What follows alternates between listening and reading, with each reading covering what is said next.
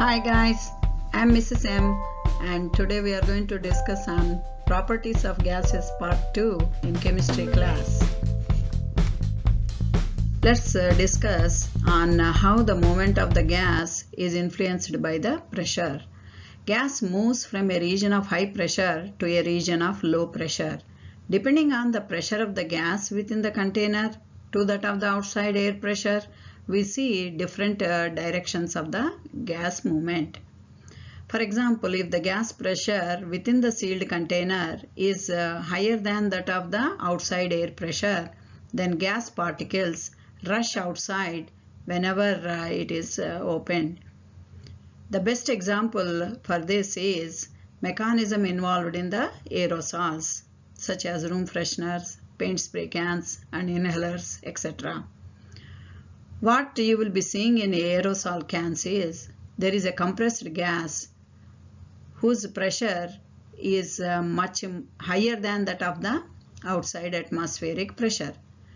When we push the valve of the can, it creates an opening between the inside media to that of the outside media. As the gas moves out, it also forces the paint to come out of the can. Then next scenario, if you see,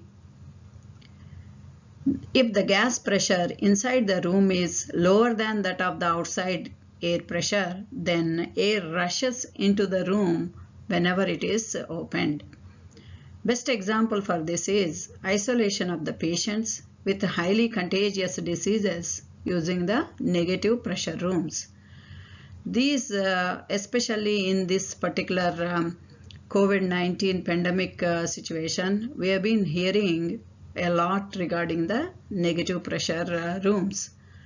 So what actually these NP rooms are, the air pressure is maintained very low in these NP rooms than that of the outside. So whenever the doors are opened, air from the outside rushes into the room but not the other way around. Thus, the contaminated air will not come to outside, hence protecting everyone. So what factors affect this gas pressure? There are three main ones: amount of the gas, volume of the gas, temperature of the gas. Amount of the gas is represented as small n and measured in moles. Volume is represented as capital V and generally measured in liters. Temperature of the gas is represented as T capital and measured in Kelvin scale. Okay, now let's see how amount of the gas is influencing the pressure.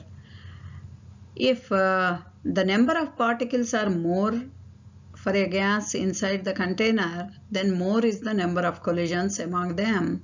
And not only that, more is the number of collisions for the internal wall of the container. That leads to increase in the pressure inside the container.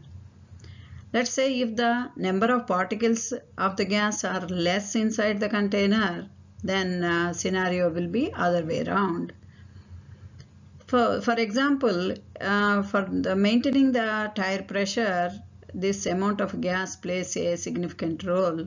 Same way, maintaining the ball pressure during the soccer games is very crucial, especially if you go for the ball pressure, it should not be less than 0.6 atmosphere and it should not be higher than 1.1 atmospheric pressure.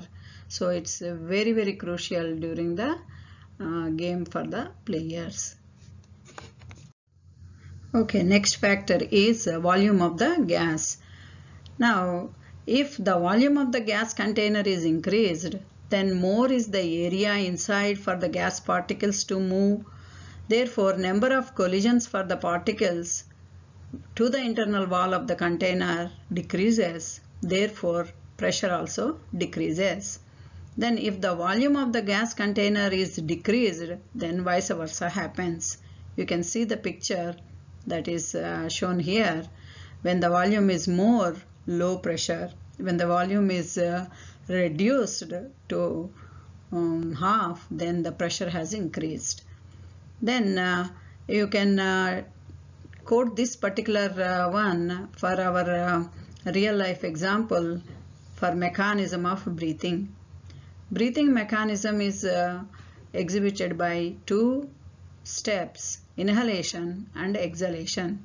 During the inhalation, the diaphragm becomes flat inside the thoracic cavity.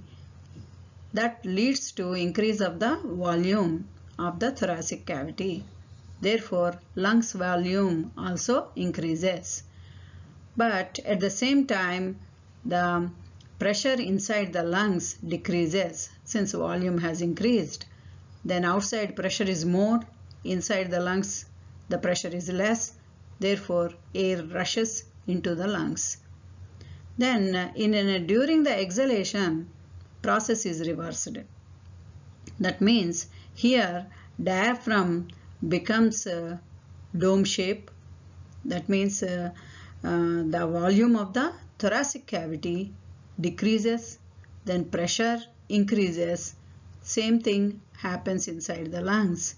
Therefore, pressure is more inside the lungs and pressure is less outside in the atmosphere. Therefore, air rushes to outside. This is how our everyday life breathing mechanism takes place due to these interrelationships between the volume and pressure. The last factor is temperature. So what happens if the temperature of the gas increases? The average kinetic energy of the particles will be increased by the absorption of the heat, resulting with the faster movement of them. Therefore, they strike with much more speed to the wall of the container, leading to the increase of the pressure. Then if the temperature of the gas decreases, then it becomes the other way around. That means decrease of the pressure of the gas. The best real life example we can say as making the popcorn. Everyone loves popcorn. Then how does corn pops? When we heat the corn kernels, the water inside them becomes steam. Slowly there will be a build-up pressure inside the kernels by the steam. Then at one stage, just kernel cannot stand this pressure of the steam, so it just pops up by releasing the steam from it. That's how popping the corns will be seen. Then second example is explosion of the soda can when it is thrown onto a fire. Soda cans, they have the high pressure inside. The gas will be having a high pressure. Then when it is heated up, then at one stage it cannot withstand that higher pressure inside. Then it just bursts off. Okay, now it's time for the checkpoint. So read the question and try to answer. And that's it, guys. I hope you understand and see you in the next video. Bye bye.